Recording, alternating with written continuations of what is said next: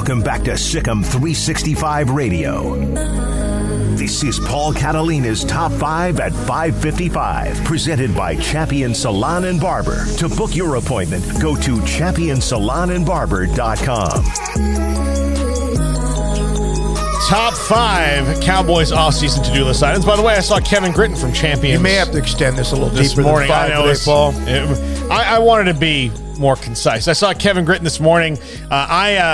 If you go into the downtown Champions and now the Champions in Woodway, if you look at the deer on the wall, those deer, their lives were ended by my father, Pete Catalina.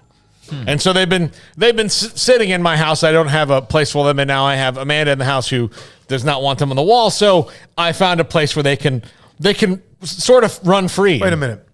You wanted them on your wall at No, the house. I didn't have it on my house. There's only one wall, and I had fish, and those had to go too. So you pick your battles. And so No, you don't. You don't even have a fight left. Well, I mean, what's it worth? Okay. I did it one way for a long time. I'm doing it a different way now. But yeah, so you can see those. So if you see those deer and go, man, that's a nice deer. My dad. Sean Bell wishes one of those was his, but he got interrupted for a good reason in the deer blind. Yeah, absolutely. All right. Number 5, top 5 Cowboys off-season to-do list items. Number 5, figure out which one-year deal players to bring back. This is Keanu Neal, DeMonte KZ, Malik Hooker, all on one-year deals. And there's a couple others I could probably bring in there and throw and mention. But those are the 3 big ones. Like J-Ron Curse. That's probably the biggest one out of those Kittle 4. didn't do much yesterday, didn't Curse was on him most of the time. Yeah. And look, J-Ron Curse only got a one-year deal because nobody was knocking down his door. Right. So, I mean, maybe he was a one-year wonder, maybe he's not. DeMonte KZ and Malik Hooker coming off of injuries. Same with Keanu Neal. No Dan Quinn's a defense. Dan Quinn might be off to some other place like Denver or Las Vegas or wherever, and if that's true, maybe some of those guys go with him there because there's more money available. Number 4, hire new coordinators. Probably. I mean, I know that this is not for sure, but does Kellen Moore have value right now? I think so. I think that that game notwithstanding, that he certainly, and I didn't really let you guys comment on that number 5, but I think he's going to get the Minnesota job. I think he's going to get that one. I think that's more up his alley, especially with the offensive weapons that they have, and Dan Quinn is probably going to get a head job as well. Dan Quinn, I think, should. I think he's earned the opportunity to go back and run another team.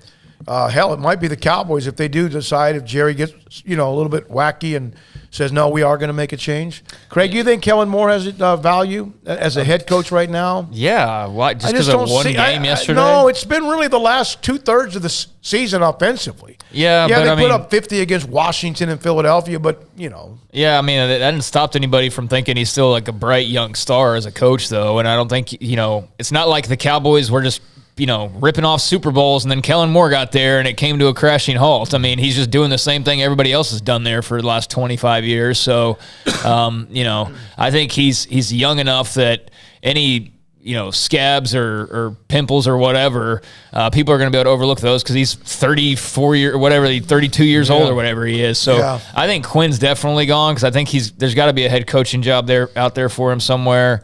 And Moore wouldn't surprise me either. I don't know what percentage I would put on both of them being gone, but I sure know that's how a lot of Cowboys fans feel, is that they both will likely be gone. Well, and I think Dan Quinn deserves another shot. Here's a guy who got the Falcons to the Super Bowl. Obviously, he was up 28-3, and then the most spectacular collapse ever at the hands of the most, crazy football wizard ever in Tom Brady.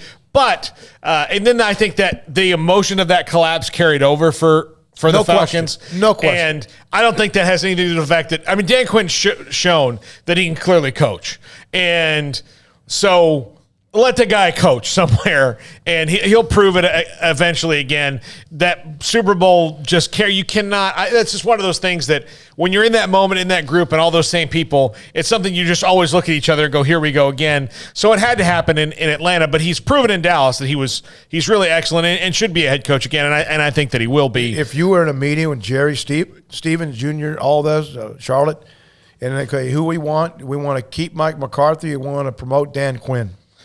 Well, I mean, me personally, I'd kind of want to promote Dan Quinn, but I don't know. I want to coach with Well, we'll get to this in a second. All right. All right, number 3, address the offensive line.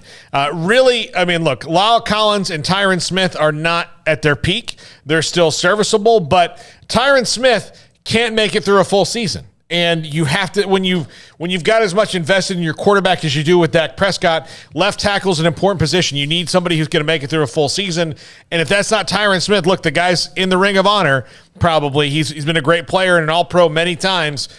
You know, that's something you may need to look at replacing down the line. Lyle Collins, I think, still have a shot to rebound, but this year was not his best year. Connor Williams has got to be gone. Tyler Biadasz, you can probably keep him if you have to, but you have to address that. Zach Martin's the only really steady Eddie right now on that because he's, again, a future Hall of Famer, and Tyron Smith is as well. But, again, you just got to – you've got to address this and be realistic about it. Stop looking at who they were and look at who they are. Yeah. That's what you have to do. Because if you don't pull the trigger and you have broken down left tackle who doesn't play 15, 16, 17 games anymore, the next thing you know, it creates a problem somewhere else. And he's paid a lot of money. Yeah.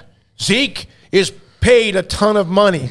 They've got a decision. But you have a lot invested in Dak and Zeke and Amari Cooper and eventually CeeDee Lamb and all this stuff. You have all this money. Yep. Well, if the left tackle can't play every game, then that affects all that other money. So it's a domino effect. Here's a preview of week 1 next year. Tyron Smith did not practice on Wednesday. Yeah. It's a game time. That'll be week 1 next year. Unfortunately. And then week 2 through 18 as well. I mean, great player in his own right, but, man, every week he's a question mark. Every single week he's a question mark on whether he'll play, and it's just – yeah, it's a little bit maddening, but you're right. I mean, it's crazy how quickly that all fell apart. The Cowboys' golden O-line that they had for all of 3 seasons maybe, before everything just kind of fell apart. But they are not what they were, and they need to, like you said, address that position in a big way. Yeah. Number 2, fix the penalties. Fix the penalties. It cost them at least 3 games. It cost them Las Vegas, it cost them Arizona, and it cost them San Francisco. And guess what all those 3 games were too? Home games. You lost 3 home games because of penalties. Never thought about that. 3 home games. I'm fine watching a bad football team. Like, if you're just a bad football team, you're a bad football team. But I hate watching bad football and 14 penalties in a game. Like, you deserve to lose. I don't care what happened at the end of the game. I don't care about this or that. You had 14 penalties. You have no room to be pointing the finger at anybody else saying, well, we lost because you guys called this. No. How many penalties? You had 14 penalties. Shut up and sit down.